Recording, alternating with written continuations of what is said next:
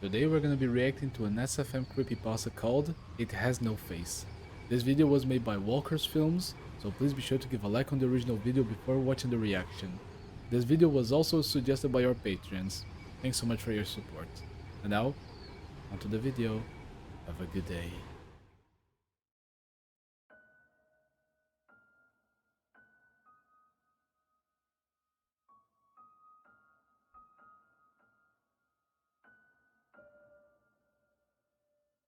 Everyone has tales about the strange and bizarre. My story is about how my ski mask saved my life, and continues to save my life to this very day.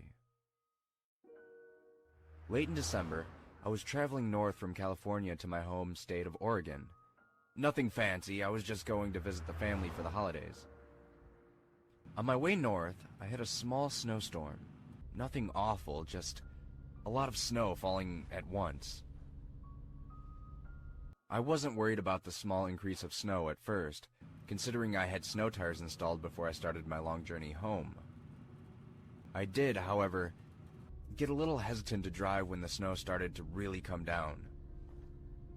The large amount of falling snow coupled with the large amount of already littering the ground as I traveled higher into the mountains caused me to consider finding a place to stay for the night. I figured I could get some sleep while the storm passed over. That and the fact that I could give my car's heater a break before it would decide to burst into flames, or worse, just stop working altogether. I scanned as much of the landscape as I could, but there were no buildings in the immediate area. The only other option I had for my predicament was to keep driving and hope there was a town or exit nearby that I could take in order to escape from the storm. I must have been driving for at least an hour before I saw a sign up ahead indicating how far the closest city was.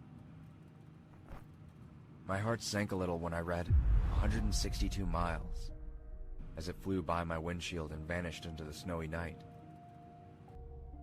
At this point, the snow was beating against my windshield, and I knew I wasn't going to last 162 minutes, let alone miles.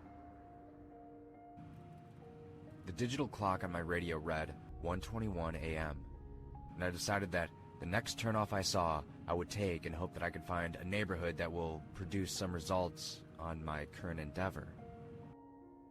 My thought process was either freeze to death in my car or stay the night at some random person's house. Weighing the two options in my head, I picked the only thing a sane person would pick and tried to find a house. Another 30 minutes flew by and still no luck finding a place to pull off. Just when I was starting to lose hope, I saw a turnoff in the distance. A small shape started to make its way closer into my headlights, and on further inspection, it was revealed to me that there were two wooden poles that possibly belonged to a fence. When I turned onto the road between the two wooden poles, the ground beneath felt rocky and rough, like I was traveling on gravel. I didn't drive for too long before I started to see a small cabin creep into my field of view. The lights in the cabin were off, but the place seemed to be in fairly good shape. I parked my car under a tall, wild-looking tree that took residence on the cabin's front lawn. Getting out of my car, I immediately grabbed my extra jacket and put it on. Also, pulling the ski mask. I stood quiet until now because I was trying to pay attention to the story.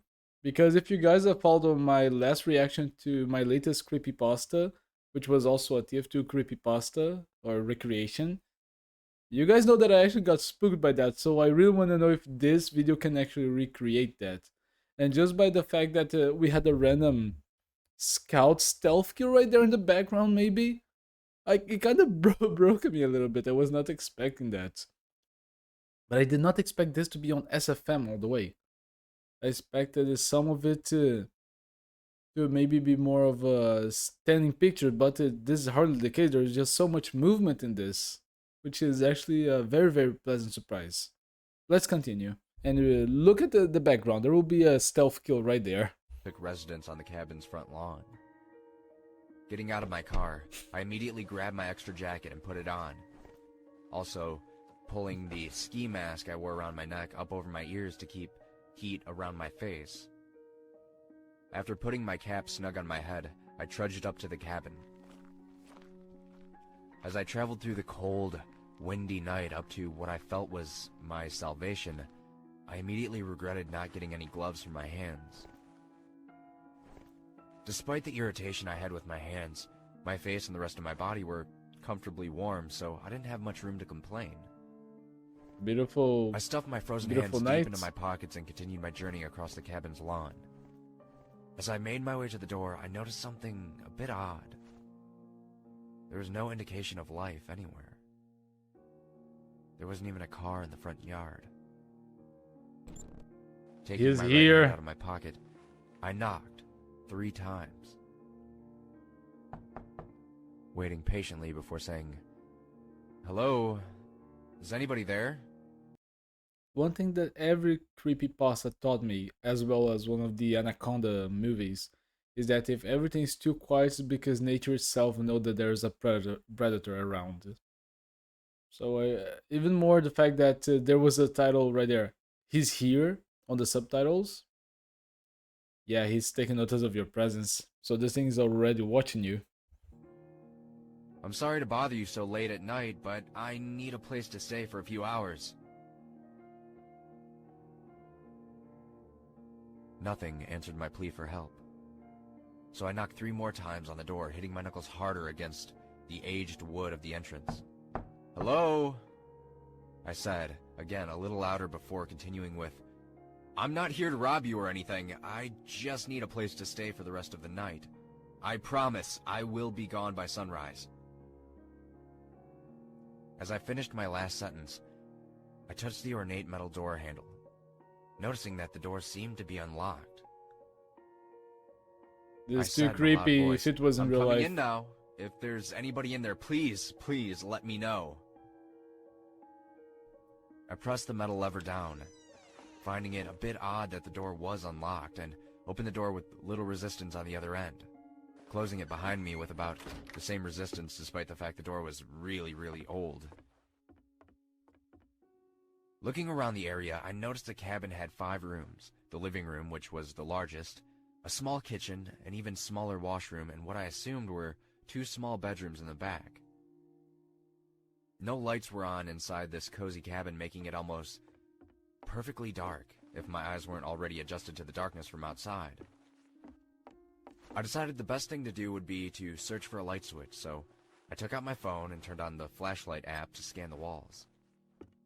Of course, my scan produced no results, however, and at the risk of losing precious battery power on my phone, I decided the best option would be to turn off the light and put my phone on airplane mode. Look at the design for the apps. Internet, phone, music, settings, calculator. It's actually a very cute design. I gotta give it to that.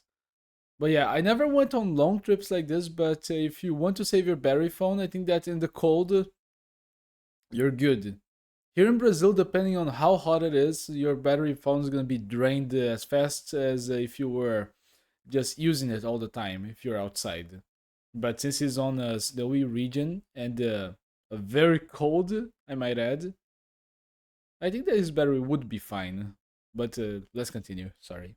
The light and put my phone on airplane mode. Before turning off my light, I studied the paintings hanging on the wall that I glossed over in the initial scan.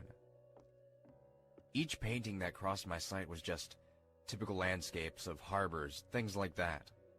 There was a painting that looked like a fox hunt or something similar, but other than that, it was just typical paintings you would see hanging on the walls around an elderly person's home.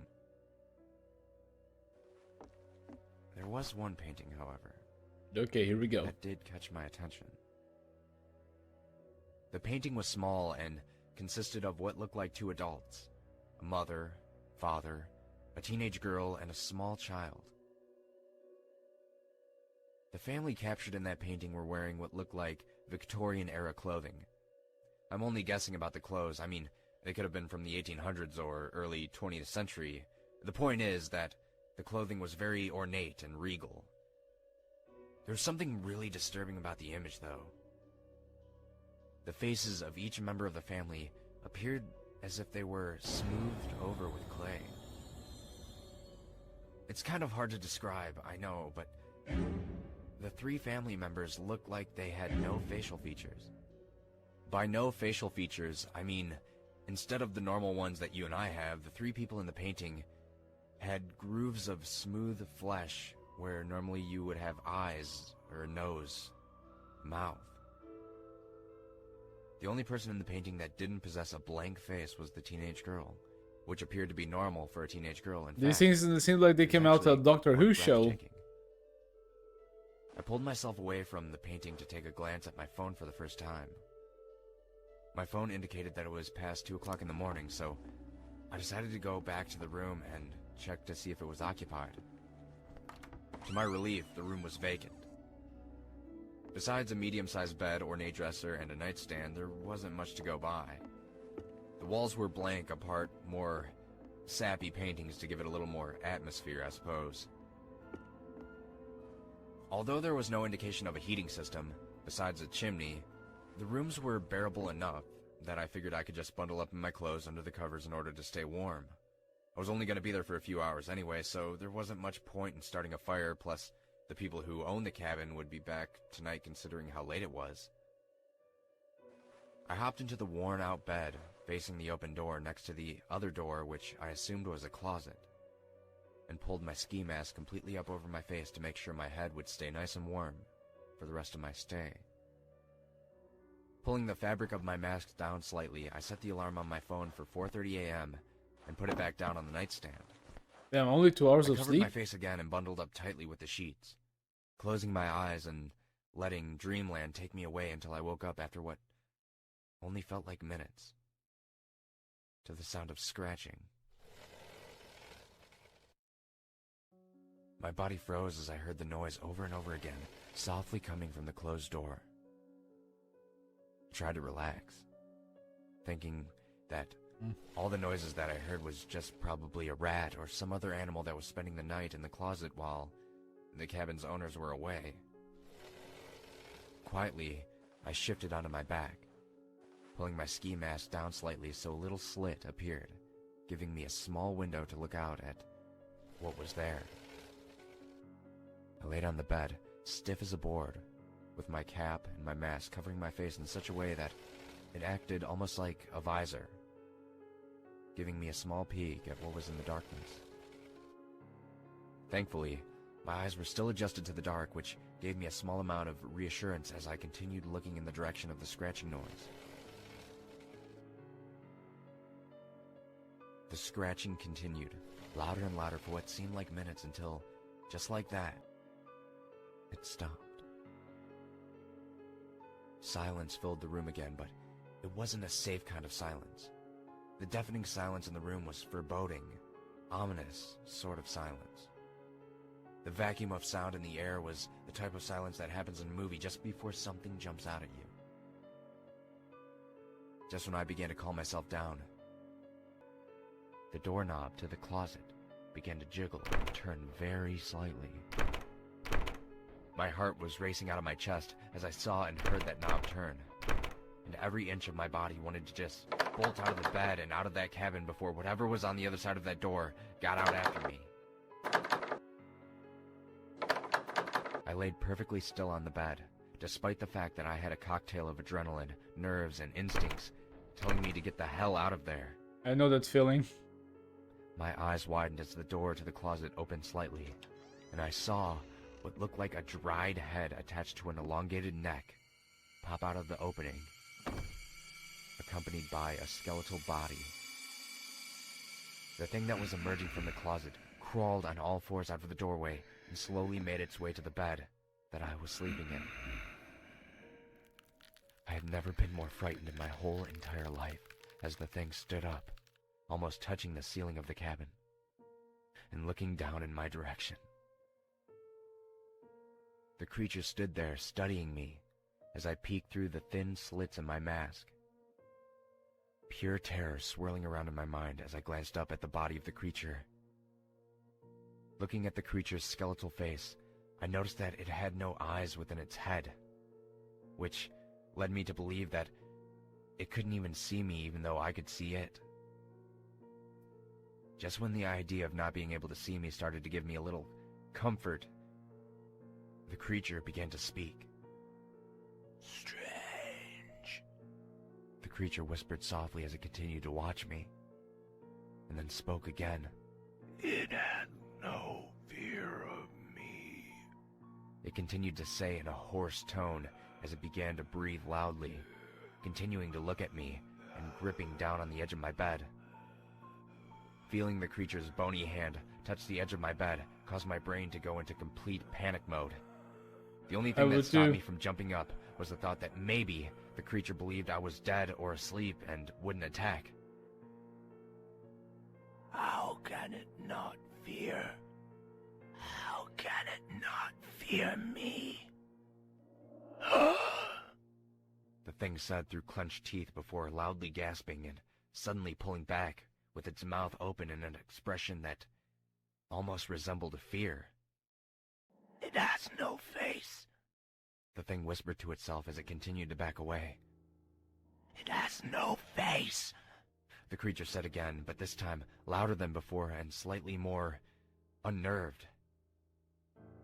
"No face," the creature shouted as it backed off further away from the bed.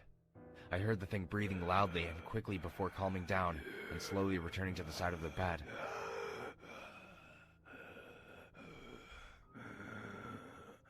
Leaning over me slowly, the creature continued to look at me before softly beginning to breathe on my face. I could smell its If foul that thing breath touched even me, through my mask. I would jump The out smell of was bed so powerful instantly. that it took all my strength not to gag as a reflex. I to would the not awful survive this stench. situation. In my mind, I made the choice to keep motionless and did not do or say anything that would compromise whatever illusion I was giving the thing that was currently studying me. The creature breathed on me again, softly. The stench I smelled from its breath could only be described as rotten, which only strengthened my resolve to stay perfectly motionless. "Strange," the thing whispered at me again, leaning in close to me to the point where I could see and smell its decaying flesh. The creature slowly reached for me, Nope. its hand moving slowly towards my face. With every inch that decaying hand moved, I couldn't help but feel my situation becoming more and more dire. I thought that this was it for me. The creature would kill me tonight, or take me away and torture me, then kill me, and no one would know what happened to me. No one would find my body out there, and no one would know my story. I could feel tears start to well up in my eyes as I thought of everyone I ever loved being yanked away from me in this one very moment. "No face, no face, no face," the creature softly chanted as its hands crept ever closer to my face. I could hear the anguish in the creature's voice as it continued chanting over and over as it reached for me. As its long, bony hand crept only centimeters away from my face, I braced myself for the worst, making the last thoughts I would ever have about the people I loved. Just as I thought my life was all over, a sudden loud noise erupted from the room, filling the ear closest to the nightstand with a flood of beeps and causing the creature to scream and jump back. As the noise continued, the creature threw itself back against the wall, shrieking uncontrollably in terror as it stumbled back towards the closet. I was dumbstruck for a second, before the thought came to me that I had set my alarm at 4:30, which must have been the source of all the noise. I jumped out of the bed. Oh, grabbed finally, my let's phone, get out of and here. pointed the lit-up screen at the monster as the alarm continued to ring loudly. The loud ringing caused the monster to shriek even more in confusion and terror as it retreated quicker as I approached. Seeing my chance, I activated my phone's flashlight and put it on strobe in order to disorientate the monster further. "No face! No face! No face! No face!" The creature shrieked at me as it withdrew to the safety of the closet. I continued to shine my light on the creature, and for the added effect, I started playing loud music as I continued to jab my phone into the monster's direction like a lion tamer. The thing threw itself into the dark recesses of the closet, and I shoved the door back, locking it after I slammed it closed. The shrieks coming from the monster started to get fainter and fainter, like it was almost retreating deeper into the house. No face! No face! No face! I could hear the creature yell out as it got further and further away. After hearing the last You gotta retreating words make a of the break thing for that it. terrified me the whole night, I bolted from the cabin at breakneck speed, jumping into my car and Was there floored it something off the behind gravel him road. on the red lights? I was shaking all over as I drove. And when I pulled my ski mask further down to expose my skin, I was as white as the snow that littered the ground. I was so frightened by the whole experience. As soon as I pulled into the first town I saw, I parked my car and began to sob uncontrollably for a while. The experience that I had just been through would scar me for life. But as I wept in my car in the parking lot of a convenience store, I couldn't help but start to laugh a little in between my fits of crying. I got through my ordeal without so much as a scratch on me. Well, aside from the mental scratches, I was fine. I was alive, and I didn't have to worry anymore. After I finished with my whole episode of crying and laughing like an insane person, I entered the store, sniffling and wiping away the rest of my emotions. As I continued into the store, the cashier looked up at me and traced my direction with his eyes before continuing with what he was doing. The store was mostly empty. Aside from an elderly couple, I was the only customer in there. "A rough night?" the cashier said with one eyebrow cocked up while he scanned my items. "You have no idea," I said, looking out of the window at the sun breaking over the horizon. "I noticed you looked a bit upset when you came in. What happened? You get dumped or something?" he said, looking up at me as the register computed how much I owed him. Looking at the young man behind Nice the computer. register, he seemed to be a little younger than I was, although that didn't say much because even though I'm 22, I do look younger than my actual age. I looked at the cashier's name I tag will for not a stop second the before video. feeling that I had But nothing to it's just lose like by a telling little him bit about the funny night to I hear just that, had. to considering it's Soldier. The small name on his ID read Evan. So now And as I'm I older than finished telling him my Soldier. I'm frightening 24. tale, something odd happened.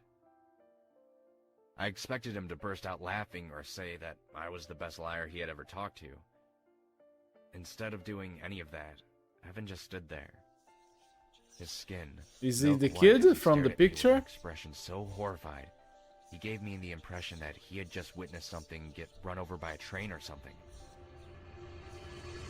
"Evan, you alright?" I said, looking into his eyes while we both just stood there, silently. "What? Oh, yeah, it's just, Evan began to say before his thoughts trailed off due to a new feeling that we were both being watched. I began to feel eyes burn into the back of my head before turning around to see the old couple I glanced at when I entered the store beforehand. Oh, The okay, old now couple I get possessed it. the same horrified expression that Evan had. Now just I a think few I get seconds what's ago. happening here. They must have heard the whole story I told. After a few moments of Is silence, this a the old couple family? asked me what I knew about the cabin, to which I couldn't really say. I gave them the best description I could about what I saw. The couple proceeded to tell me about the cabin, how long it had been there, and that it was haunted by a presence so terrifying that the place was condemned and left to rot away after so many people disappeared there. They told me that no one who ever stayed in that cabin has ever been seen alive again, if they've ever been seen at all after their visit. "One of my best friends stayed the night in that cabin," Okay. Evan said quietly as he stared off into the distance, but continued his thoughts with, "I refused to go into the cabin. I knew something bad would happen if we went. I tried so hard to convince him that It's okay. It's Dare a was stupid sniper and main. to It's not go okay. in, but he refused to be labeled as a chicken and continued with the dare." Evan's eyes began to water as he continued with his story. "I never saw him again after that night. I kept calling his house, but his parents still couldn't find him. We put up flyers, billboards, but we never had any luck. After a few days, we contacted the police, and I told them about the cabin. Evan began to choke down his tears as he clenched his fist. They found him in the basement of that cabin, sprawled out on the floor. His eyes were ripped out of his face. His nose had been removed, and his lips were sliced clean off. When they found him, he was naked with an incision in the bottom of his ribcage, down to his pelvis in the middle of his body. All of his organs were extracted from his body, and to add insult to injury, his genitals were sliced clean off. Ow. But you want to know the worst part of it all? When the police did the autopsy on the body, they found that he was alive during the whole process. Ugh. Evan winced as he remembered the whole gruesome sight and said, "They never found who or what did it. There was no DNA evidence to convict anybody. They didn't find the tools that made the incisions, and they didn't find anything." Evan clenched his fist tighter on the table before the old man, listening to our conversation, put his hand on Evan's shoulder to reassure him that it was going to be all right. As he comforted Evan, he looked at me and said, "People have been disappearing from the area for decades. Maybe even centuries for all we know, but the bodies always end the same gruesome way. I don't care who you are. No one deserves something like that happening to them. They should just torch that damn place to the ground." The old lady joined her husband's side and looked at me with the most foreboding face I had ever seen. "If your story is true, you should consider yourself the luckiest man on the face of the earth. In all my years of living, you are the only one to go into that cabin and emerge alive," the woman said, gripping onto her husband's hand tightly as she spoke to me. After hearing the old woman's words, I realized that Evan said the body of his friend was found in the basement, which would explain why the monster's voice got fainter. It would have pulled me into the basement if my phone hadn't gone off. I quickly paid for my items and left the store, more troubled now than I was when I entered. Feeling drowsy due to the lack of sleep and constant adrenaline rush caused by the whole terrible ordeal, I decided to go to a hotel and spend my day sleeping and relaxing to get my mind off things. That night, I sat on the bed in my hotel room and looked at the two items that saved my life. In one hand, I gripped onto my ski mask, which hid my face from that terrible monster. In my other hand, I held my cell phone, which scared away the horrible beast that could have killed me. I decided from that day on, I would always wear my ski mask to bed. It saved my life. That's the least I can do for it. The recent brush with death I just experienced had taught me that life is far too precious to waste, so I decided to ask my best friend Samantha out on a date, and things worked out perfectly. Samantha and I were together for 2 years before I recently asked her for her hand in marriage, which she said yes.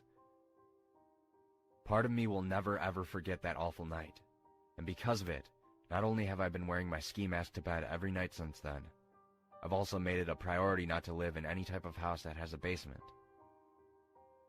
As an added safety measure, I started locking every door before going to bed. It's a pain, but you can never be too careful.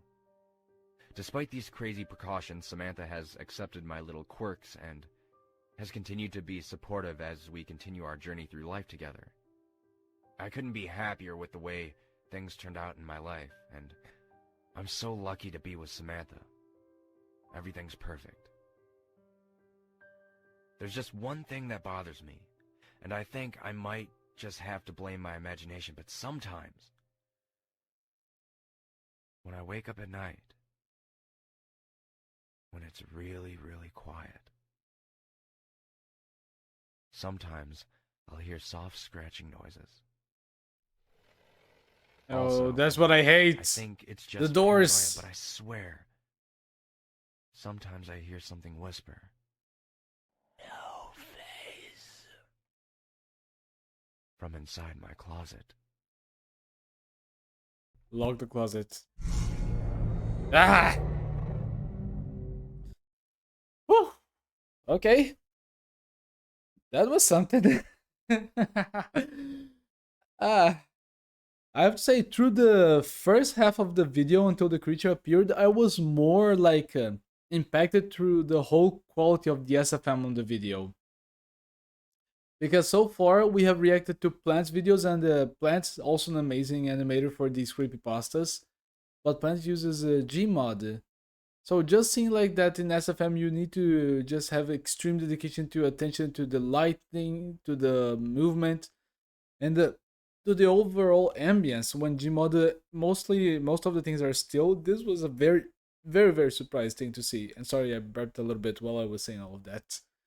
But damn, this was a very good video. And one thing that actually surprised me the most, considering that we reacted to our last creepypasta, which is my dog.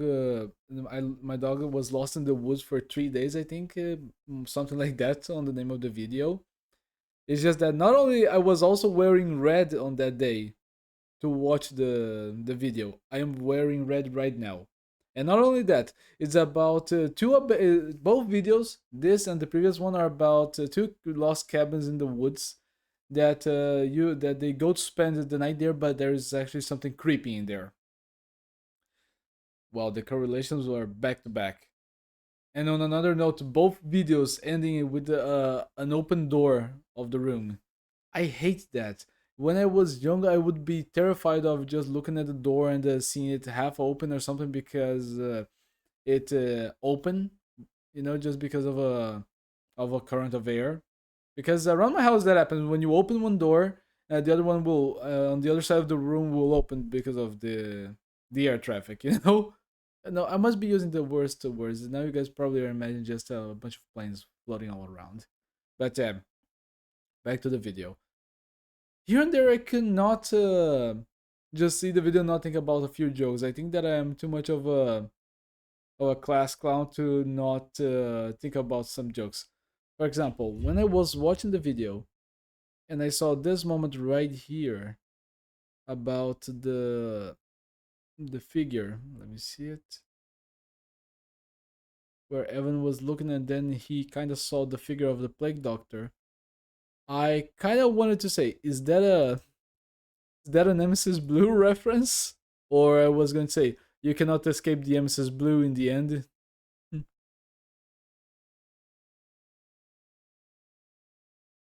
Yeah, I think that I might not find it right now.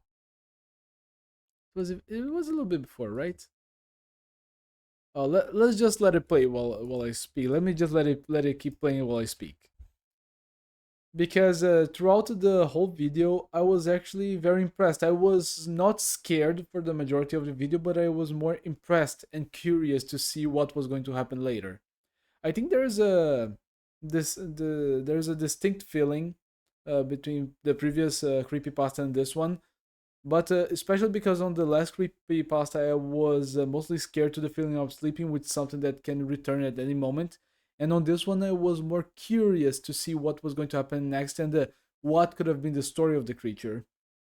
I thought that since it had contact with the creature, it was not uh, it was not entirely more just the mystery of what the creature can do, but also the mystery of why the creature acts this way, and more of what the mystery of what is the story of this creature, considering that it probably happened something that is related to the no faces, and also to why the teenage girl was the only one that kept its face. So this is interesting. Very interesting. Oh, there it is.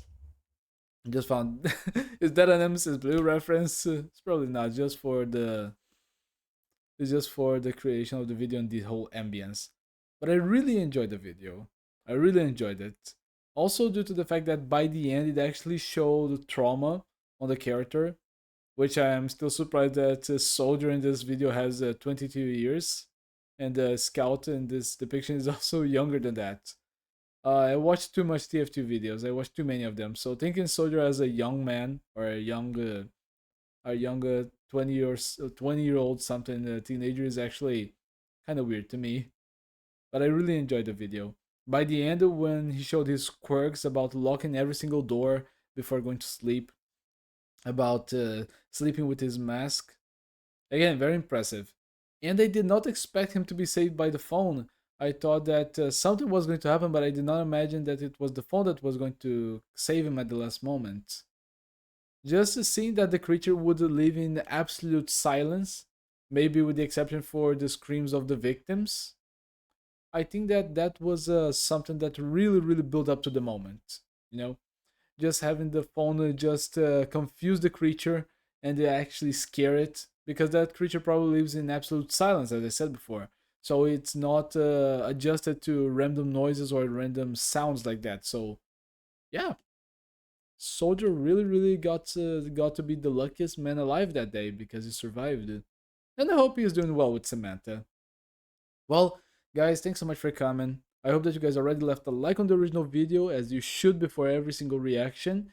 And this video was suggested by our patrons, or better saying, our beautiful patron. Thanks so much for all your support. If you guys want to support the channel, you can always give a like, subscribe, share the video, and leave a comment. You can join the Discord so you can stay tuned to what is coming out on the channel. And don't forget to check out the live streams. I'm trying to do a good schedule for the live streams that will be able to have a good time for you guys to come on and spend some time with me. Let's chat a little bit. And lastly, if you want to support the channel, as stated before, please consider joining the Patreon, the membership, or if you're a Brazilian like me, I also put up my PIX Key down below. So any donations really help, and I really want to be able to continue to make videos and maybe one day become a professional YouTuber. So thanks so much for coming, and until the next video, bye! See ya!